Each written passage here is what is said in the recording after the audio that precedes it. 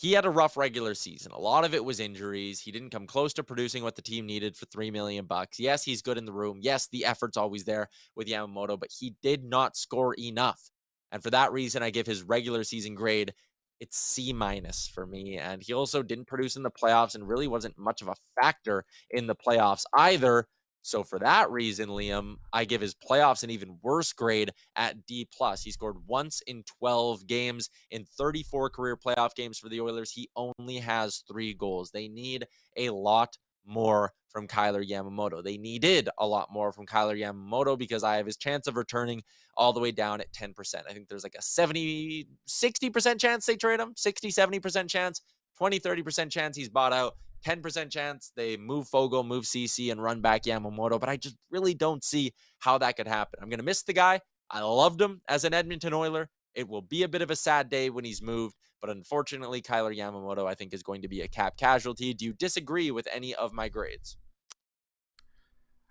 No, I don't think so. Unfortunately, the grades obviously are not good and are in favor of Yamamoto. But I was thinking, it's like, maybe you could elevate the D because he had that big goal. But really, it's probably just elevated from an F, so it kind of balances out a little bit.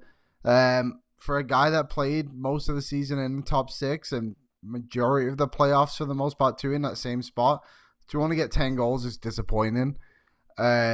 Obviously, injuries. It's hard to criticize him too heavily because we know those injuries impacted him so much. But other guys come back from injuries too, and you just need a little bit more from him, especially on the contract.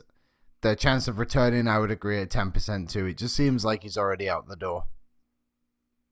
Yeah, I think so. A lot of you saying D, C minus, C. The grades are all not great for Kailer Yamamoto. Chance of returning 10%. I think it's hard to argue with that as well. So, yeah, we may have seen the last of Kailer Yamamoto, which is always a shame when a first round pick doesn't work out for the team that drafts him. Dangerous Wade says you should do player grades for each other and all the guests we've had on during the year. Mm. Yeah, I don't know if that's a great idea. We'll have things, it'll be like information, personality, and internet. And we would receive failing grades on maybe a couple of those, Liam. Anyways,